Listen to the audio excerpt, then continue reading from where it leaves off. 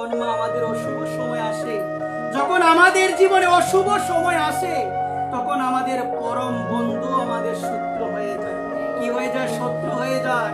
আমার সে বন্ধু ছিল, তার সাথে আমার ভালো মেলামেশা ছিল, কিন্তু সে আমার শত্রু হয়ে যাবে। কখন হয়ে যাবে গো মা? যখন আমার অশুভ সময় আসবে।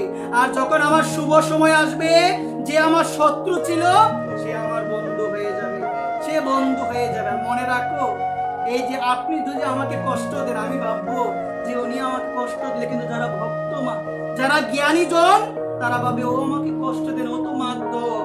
আমি কষ্ট পেয়েছি আমার কৃত কর্মের ফলস্বরূপ, সে আমাকে কষ্ট দেন না, ভগবানই তাকে মাধ্যম রূপে পাঠিয়েছে যেন আমি সেই কর্মফলের বন্ধন থেকে মুক্তি লাভ করতে পারি।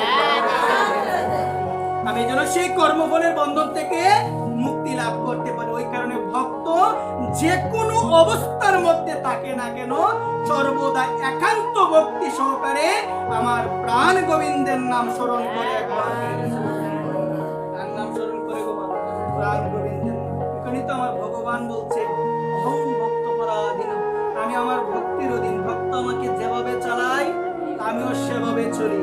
এটা কোন ভক্ত?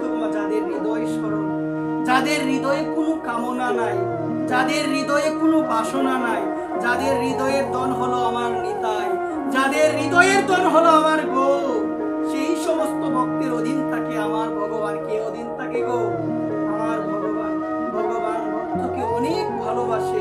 ভক্ত যেমন ভগবানকে ভালোবাসে, আমার ভগবান তদ্রূপ ভক্তকে ভালোবাসে। একবার প্রেম ভক্তকে ভালোবাসে। এখানে সকলের চরণে এই নিবেদন, ভগবান যদি তোমার সহায় হয় মা, এই জগতে কেউ তোমার ক্ষতি করতে পারবে না। আমরা দেখতে পেয়েছিলাম মা, কৌরবদের শত্রু ছিল না, পাণ্ডবদের শত্রু ছিল বেশি মা। কৌরবদের কোনো শত্রু ছিল না মা। এই জগতে যারা খারাপ হয় তাদের কেউ শত্রু থাকে না, যারা ভালো হয় তাদেরই দেখবে শত্রু থাকে। তুমি ভালো কাজ করো, শত্রু বানাতে হবে না, খারাপ কাজ করতে না, তোমার শত্রু আপনা থেকে হয়ে যাবে।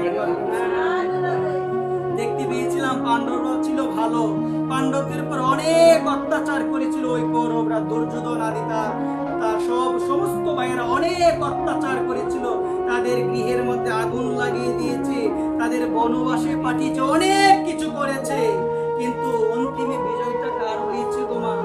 যে পক্ষে ধর্ম থাকে, যে পক্ষে আমার ভগবান থাকে, সেই পক্ষে বিজয় হবেই হবে। একবার বিজয় হবেই হবে।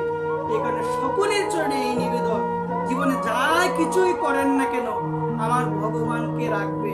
ভগবান আপনার সাথে ততক্ষণ থাকবে যতক্ষণ আপনি ভগবানের নামকে আশ্রয় করে থাকবেন। যতক্ষণ পর্যন্ত আপনার বদনের মধ্যে আমার ভগবানের নাম থাকবে, ততক্ষণ পর্যন্ত আপনার সাথে থাকবে কে গো মা?